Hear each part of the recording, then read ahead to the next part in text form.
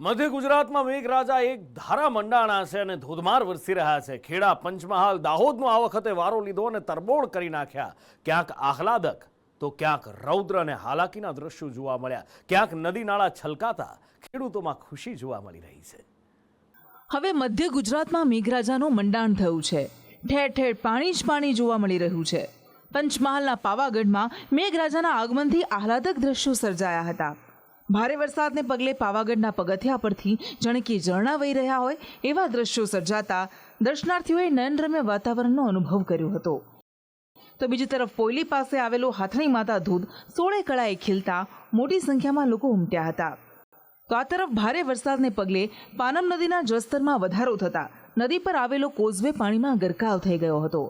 ભારે વરસાદને પગલે કોઝવે બંધ થતા મોર ઉંડારાથી લુણાવાડા તરફ જતો રસ્તો બંધ થયો, જેથી 20 કરતાં વધુ ગામોનો સંપર્ક કપાઈ ગયો હતો. આ સાથે જ શહેરા, હાલોલ, મોરવા હડફ સહિતના વિસ્તારોમાં સાર્વત્રિક વરસાદ વરસતા ખેડૂતોમાં ખુશીની લહેર જોવા મળી.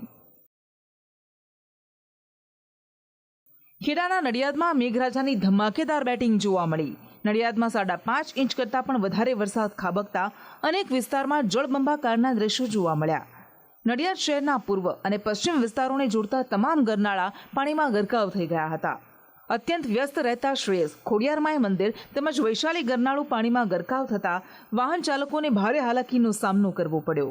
નડિયાદ પૂર્વથી પશ્ચિમને જોડતા મુખ્યત્વે 4 ગરનાળાઓ પૈકીનું આ એક માયમંદિર ગરનાળું છે કે જે મોડી રાત્રે ધોધમાર વરસાદ પડવાને કારણે સમગ્ર પાણીમાં ગરકાવ થઈ ગયું છે. આપ જોઈ રહ્યા છો આ માય મંદિર છે અને માય મંદિર પાસેનું આ જે ગરનાળું છે તે ગરનાળામાં પાણી ભરાઈ જતા હાલ આ જે રોડ છે તે બંધ થઈ ગયો છે.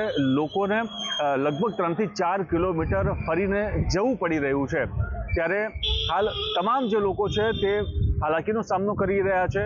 નડિયાદમાં ધોધમાર વરસાદને પગલે નીચાણવાળા વિસ્તારોમાં પાણી ભરાઈ ગયા.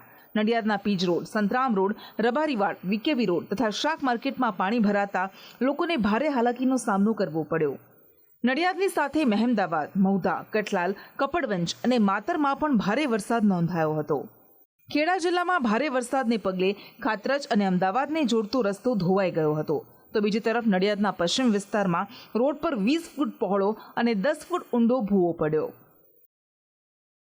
અને હાલમાં આ જે જગ્યા છે ત્યાં આગળ વરસાદી પાણીની ચેનલ બાજુમાં જાય છે અને બાજુમાં ડ્રેનેજ નેટવર્ક પસાર થાય છે અને વધારે વરસાદના લીધે ક્યાંક ડ્રેનેજ નેટવર્કમાં ભંગાણ થવાના લીધે આ એક ભૂવો પડ્યો છે અને એની કામગીરી હાલ ચાલુ કરી દીધી છે.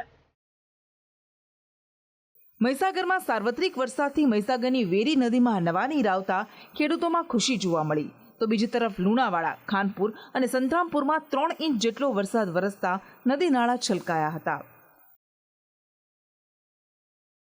મહીસાગર જિલ્લાના વીરપુર, કડાણા, બાલાસિનોર સહિતના વિસ્તારોમાં ભારે મેઘમહેર જોવા મળી.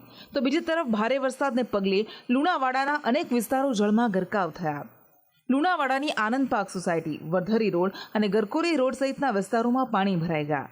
તો નવા ગોધર ગામે એક કાચું મકાન ભારે વરસાદને પગલે ધરાશાયી થયું હતું.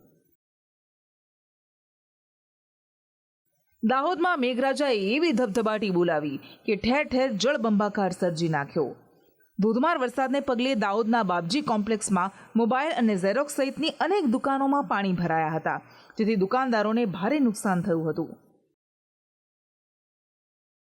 ભારે વરસાદને કારણે લીમખેડાની હડફ નદીમાં નવા નીરની આવક થઈ. તો સાથે સાથે પ્રતાપપુરાની ચિબોટા નદીના જળસ્તરમાં વધારો થતા નદી પરના કોઝવેમાં મસ્ત મોટું ગાબડું પડ્યું હતું, જેને પગલે પ્રતાપપુરાથી સંજેલીને જોડતો માર્ગ બંધ થઈ ગયો હતો. દાહોદમાં ધોધમાર વરસાદને પગલે છાપ તળાવ ઓવરફ્લો થયું. તો આ તરફ સંજેલીમાં આવેલું એક ડીપ નાળું ધોવાઈ જતા ગ્રામજનો તથા વિદ્યાર્થીઓને ભારે હાલાકીનો સામનો કરવો પડ્યો. દક્ષિણ બાદ મધ્યમાં હવે મેઘરાજાએ ધબધબાટી બોલાવવાની શરૂઆત કરી છે. નદી નાળા અને ડેમ છલકાતા ખેડૂતોમાં ખુશી જોવા મળી રહી છે.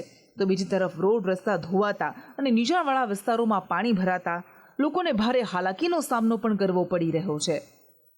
બ્યુરો રિપોર્ટ, સંદેશ ન્યૂઝ.